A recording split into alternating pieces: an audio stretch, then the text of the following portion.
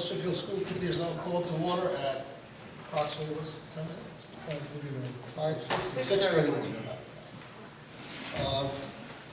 For a matter of public compliance with General Laws 42, 46, 4, and 5, no votes were taken by individual members in executive session. Number 6, motion regarding decision to close session minutes pursuant to Public Law 42, 46, 7C.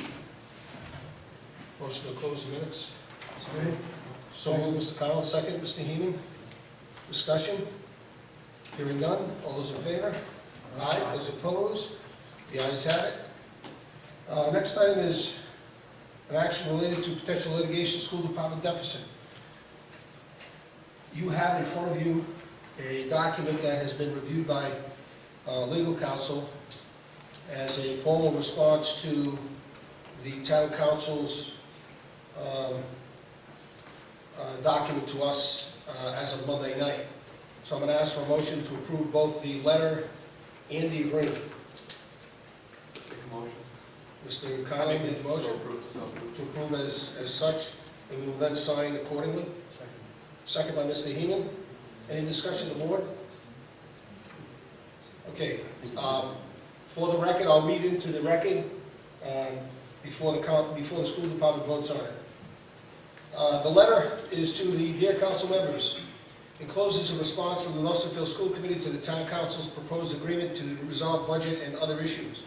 While it is evident that the council labored many hours over the terms of the agreement, it was not wholly acceptable to the school committee.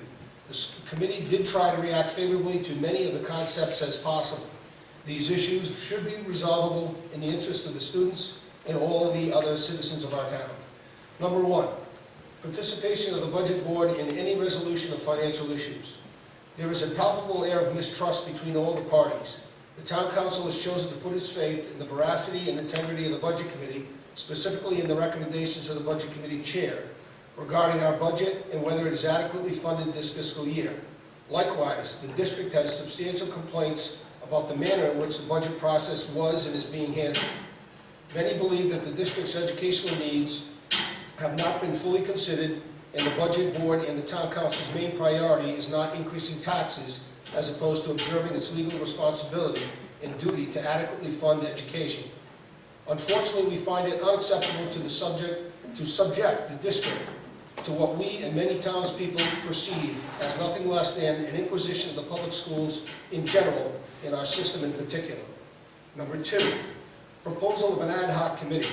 The school committee must reject the idea of an ad hoc committee for several reasons. First, the superintendent of schools has the statutory responsibility and duty to operate the school system under the supervision of the school committee. This committee will not shirk from nor relieve itself from that responsibility. Second, the citizens of the town elected the committee to fulfill this purpose, and we think it is inappropriate to delegate that responsibility to anyone else. We, as the council members and the school committee, are happy to answer for our decisions to the citizens. Third, the members of the proposed ad hoc committee, with the exception of the superintendent of schools, lacks the financial and educational expertise to oversee the operation of a school district. Fourth, given the recent past actions of some of the proposed members of the ad hoc committee, there is a great potential that this proposed committee will carry towards inquisition tactics and cause further and detrimental disruptions of the normal operations of the district. Number 3, performance audit. Given these circumstances, it makes sense that the town council hires a competent and impartial audit company who will make their findings public. Such an audit should settle most arguments on either side and provide a reasonable basis to move the town forward. If the town council truly believes the rumors of hiding money or non-transparent budgeting or double dipping or intentionally pulling on the heartstrings of the community, as stated or implied by members of the budget board and others in the community, then hire an impartial, competent auditing firm to test that theory. The school committee will fully cooperate with public report, and a public report will finally put these issues to rest. Number 4, single audit issue. Although this issue was never connected to financial concerns, the committee is willing to agree to a single auditor as long as our reasonable concerns over hiring an impartial firm are acted upon. We believe that the Auditor General will support this notion. For this reason, we suggest that no auditor that has worked for the town in the last 3 years, neither the school departments or the towns, will be selected at this time. Agreement to this proposal will accommodate the town's desire to have a single auditor and the district's concerns regarding impartiality and having a part in the decision process. Number 5, future rules of engagement.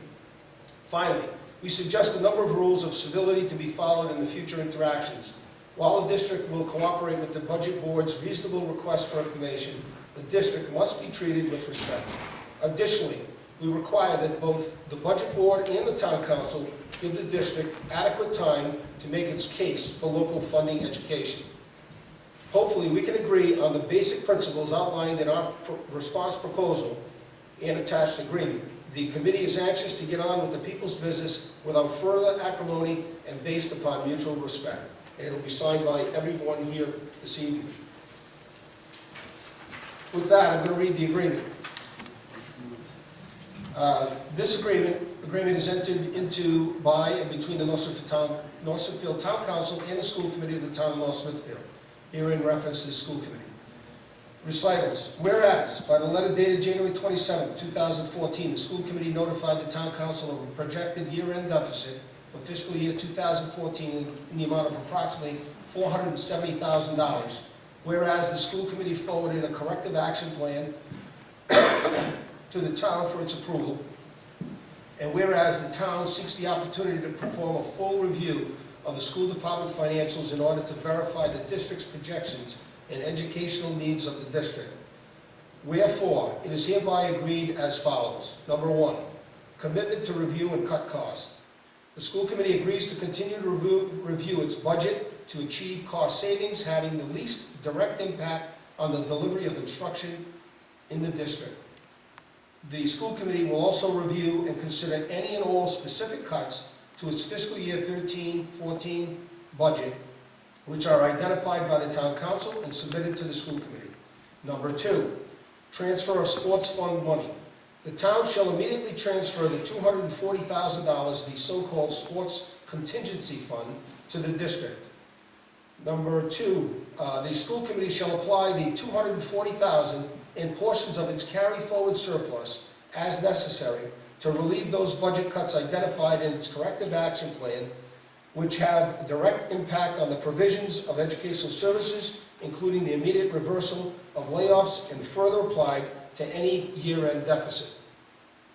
Any year-end deficit and its causes will be reviewed by the school committee and the town council for the purposes of examining the reasons therefor, and the town council shall fully fund such deficit. Number 3, educational and financial performance audit of the district. The town, at its sole cost and expense, shall immediately undertake an RFP and hire an audit company. Said selection shall be vetted by and subject to the approval of the Auditor General of the State of Rhode Island and the Commissioner of Elementary and Secondary Education or her designee to ensure that said auditing company is both impartial and competent to perform a comprehensive education and financial performance audit. The purpose of the audit shall be to perform both a financial and educational performance audit of the school district. The town and district shall fully cooperate with the audit.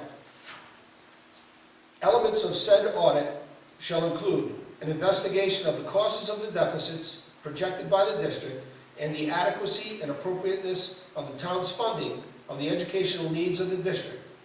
Said audit shall not be performed by either the current town or district auditors or accountants. The auditors shall certify in a form agreeable to the town solicitor of the town council in town and the attorney for the school district of the school committee, and that said auditing firm is impartial in all aspects and respects.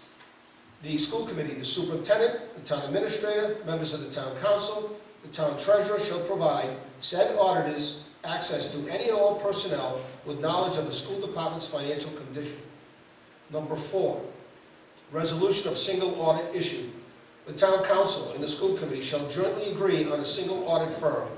If the town council and the school committee cannot agree on such firm, the auditor will be selected by the Auditor General of the State of Rhode Island from a list of at least 3 firms jointly submitted by the town council and the school committee.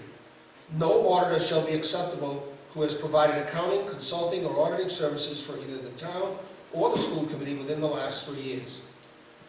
5, future relations between the town council and school district and budget board. Budget board and town council shall fully and fairly consider all aspects of the school district's budget, district educational goals and mission when considering a budget request. The budget board shall be directed by the town council to engage in a non-adversarial, respectful tone, style, and demeanor in all interactions when dealing with the school district personnel. With respect to budget or recommendations made by the budget board, the council shall direct the budget board to give equal attention to the educational needs of the district. Both the budget board and the town council shall allocate sufficient time in public session to allow the district to make a full presentation of its budgetary and educational needs on an ongoing forward basis. Such budget presentations shall be scheduled to be heard before the town council and/or budget board no later than 8 p.m. for any evening of any meeting. The budget board shall accept all submittals of information in format as predetermined by Rhode Island Department of Education and/or the Auditor General based on the Uniform Chart of Accounts as full compliance with town charter requirements. As part of the fiscal year 15 submission, the school committee shall submit a 3-year expenditure history by line item identified by the Uniform Chart of Accounts identifiers for fiscal year 11-12, 12-13, and 13-14. The budget board will be respectful of the limited business staffing of the district central office. The budget board shall not make any overly burdensome and broad requests for information or require the district to develop worksheets or organize or reorganize data into documents not generated in the normal course of the district's business. The district will provide data to the budget board in Excel format without embedded formula. Any recommendations made by the budget board to the town council regarding the school district shall be submitted to the district in advance time sufficient to allow the district to review and respond. The town council shall allow the district adequate time to respond to such recommendations on the same evening the recommendations are made or as the first order of business at the next town council meeting. 6, that the joint meeting between school committee and town council. The school committee agrees to attend the joint meeting of the town council and school committee to discuss outstanding issues. In witness whereof and intending to be legally bound, the parties have executed this foregoing agreement on the 6th day of February 2014, of which I will sign upon signature of the town council chair or president. So with that, I move we've already made the motion by Mr. Collins, seconded by Mr. Heeman. Any further discussion of what has been read? Just a comment, Mr. Chair? Yes, Mr. Collins? I just want to point out in this that in putting this together, we've tried very hard to listen to things we've heard at the various meetings, what people have talked to us about. We've listened to the council, we've listened to the budget committee, and again, you'll see a number of things in here which try to meet, references to the single audit, references to the Excel spreadsheets, references to ways to try and move this thing forward, and taking into account what we've heard and what we think is everybody's goal, and also though protecting the integrity of the education process. So again, I just want to emphasize that we've listened and we've tried to incorporate that into the process. And we will be at the meeting on Monday, or some will be at the meeting on Monday night to answer questions and to do whatever we need to do, to support this and meet and discuss. Get this thing resolved. Okay? Oh, yes. Mr. Heeman, any comment? Mr. Noredolo? Reserve judgment till Monday? Okay. All those in favor of authorizing the approval of this document to be forwarded to the town council electronically and also be put on the school district's website tomorrow morning, is that right, Mr. Woodbury? As soon as Mr. begins in, if that's Okay. what the committee wants. Yeah, if we could, as soon as possible, Okay. if we can. All right, all those in favor signify by saying aye. Roll call Aye. vote, please. Oh, roll call. Roll call. Okay, Mr. Cannell, Aye. Mr. Heeman, Aye. Mrs. Naradori, Aye. Mr. LaFleur. Aye. Okay. Motion to adjourn. So moved. So move Mr. Heeman, second. Second, Mr. Noredolo, discussion. Hearing none, all those in favor? Aye. Those opposed? The ayes have it. Stand adjourned.